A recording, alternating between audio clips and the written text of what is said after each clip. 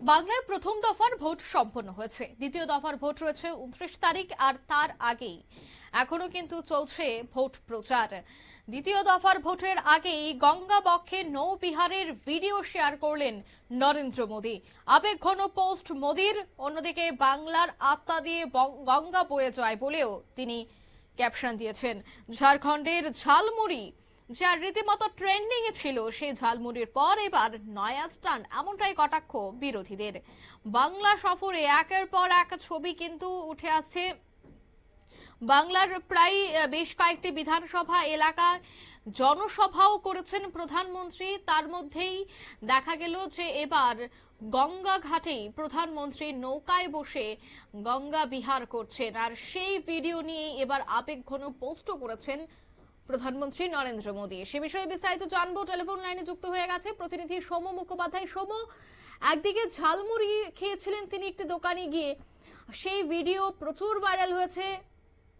এমনকি যে ঝালমুড়ি বিক্রি করছিল সেই বিক্রেতাও সোশ্যাল মিডিয়ায় ব্যাপক ভাইরাল।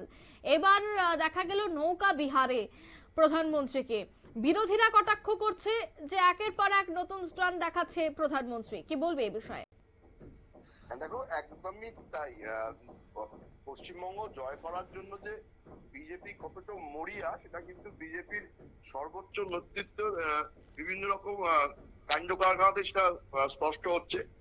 কদিন আগেই ঝাড়গ্রামে জনসভা করতে গিয়ে সেখান থেকে ফেরার পথে রাস্তার ধারে একটি দোকানে দাঁড়িয়ে ঝালমুড়ি খেতে দেখা গেছিল প্রধানমন্ত্রী নরেন্দ্র মোদীকে, এবং তারপরে সেই ভিডিও ভাইরাল হয়েছিল।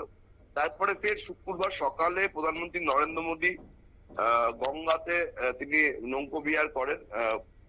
বাবুঘাটের প্রিন্সেপ ঘাট থেকে তিনি নৌকোয় ওঠেন সকাল 7টা নাগাদ, এবং তারপরে 1 ঘন্টা তিনি নৌকোয় ঘুরে বেড়ান। নৌকো থেকে হাওড়া ব্রিজের ছবি নেন, দ্বিতীয় হুগলি সেতুর ছবি নেন। ক্যামেরা নিয়ে তাকে ছবি বন্দি করতে দেখা যায় বিভিন্ন মুহূর্তকে, এবং তারপরে তিনি ফের নৌকো থেকে নামার পরে যারা পথচারী আছে বাবুঘাটের দ্বারা, যারা মর্নিং ওয়াক করতে আসে, তাদের সাথে দেখা সাক্ষাৎ করেন। এবং তার এই ছবি ভিডিও তিনি পোস্ট করেছেন সোশ্যাল মিডিয়ায়, এবং সেখানে তিনি বাঙালির আবেগকে একটা নাড়া দেওয়ার চেষ্টা করেছেন। তিনি উল্লেখ করেছেন যে প্রতিটি বাঙালির কাছে গঙ্গা একটা বিশেষ স্থান অধিকার করে আছে। পশ্চিমবঙ্গ এবং বাঙালির সঙ্গে গঙ্গার সম্পর্ক একটা অবিচ্ছেদ্য, এবং এটা বলাই যায় যে গঙ্গা বাংলার আত্মা দিয়ে প্রবাহিত হচ্ছে। তিনি একাধিক পোস্ট করেছেন ছবি এবং ভিডিও দিয়ে, এবং সেই পোস্টে তিনি উল্লেখ করেছেন যে গতকাল সন্ধ্যায় হাওড়া থেকে কলকাতা পর্যন্ত দীর্ঘ রোড শোর সময় হাওড়া ব্রিজের উপর ছিলাম, আর আজ সকালে হুগলি নদী থেকে এই ব্রিজকে দেখলাম। তিনি লিখেছেন যে উন্নত গঙ্গার ছবি তোলার একটু চেষ্টা করলাম, এবং কাছ থেকে বিদ্যা সেতু এবং হাওড়া ব্রিজকেও দেখলাম। তিনি এই যে ছবি এবং ভিডিও পোস্ট করে তিনি যে উল্লেখ কথাবার্তা পোস্ট করেছেন, তাতে তিনি লিখেছেন যে হুগলির তীরে দাঁড়িয়ে পশ্চিমবঙ্গের উন্নয়ন এবং মহান বাঙালি সমাজের সমৃদ্ধির লক্ষ্যে কাজ করার অঙ্গীকার পুনর্ব্যক্ত করছি। দেখো, বিষয়টা হচ্ছে যে অমিত শাহ একদিকে তিনি কালকে দেখা গেছে যে তিনি ভোট প্রচারে না গিয়ে জনসভা যাবার আগে তিনি কিন্তু ভোট কি হচ্ছে না হচ্ছে সেটা কন্ট্রোল রুম থেকে লক্ষ্য রাখছিল। অন্যদিকে নরেন্দ্র মোদী প্রচার করতে ব্যস্ত ছিল। বিষয়টা হচ্ছে যেটা জানা যাচ্ছে বঙ্গ বিজেপি সূত্রে, যে নরেন্দ্র মোদী তিনি মাটিতে নেমে পড়ে পুরো প্রচারের দায়িত্ব নিয়ে নিয়েছেন, এবং অমিত শাহ প্রচারের পাশাপাশি সাংগঠনিক যে প্রযুক্তিগত দিকগুলো আছে সেইগুলো সামলাচ্ছেন।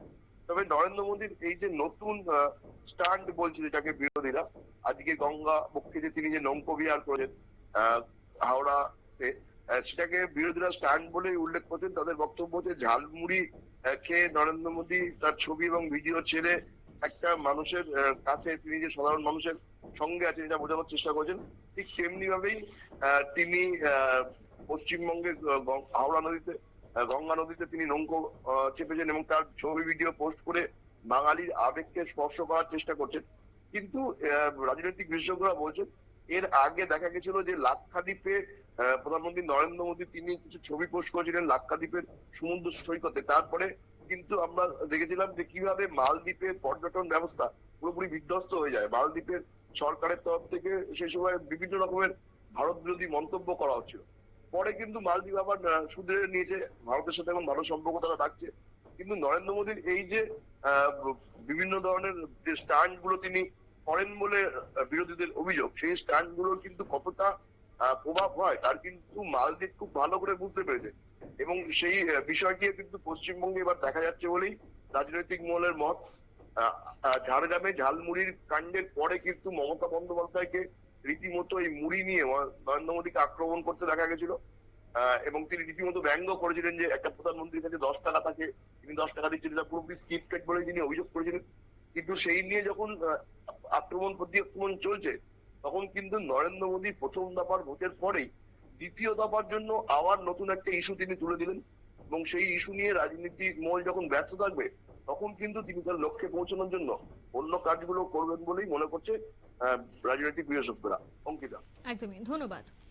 অর্থাৎ একদিকে রয়েছে ভোট, আর ভোট বাংলায় কিন্তু এবার নরেন্দ্র মোদী একের পর এক সফর করছেন। অন্যদিকে আজ গঙ্গা বিহারে দেখা গেল প্রধানমন্ত্রীকে, যার ভিডিও তিনি নিজেই সোশ্যাল মিডিয়ায় শেয়ার করেছেন এবং তিনি বলছেন যে বঙ্গের উপর দিয়ে বয়ে যায় গঙ্গা নদী। আর তারপরে বিরোধীরাও কিন্তু এই বিষয়টা নিয়ে কটাক্ষ শুরু করে দিয়েছে। নিয়ে নিচ্ছে ছোট একটি বিজ্ঞাপন বিরতির সঙ্গে থাকুন।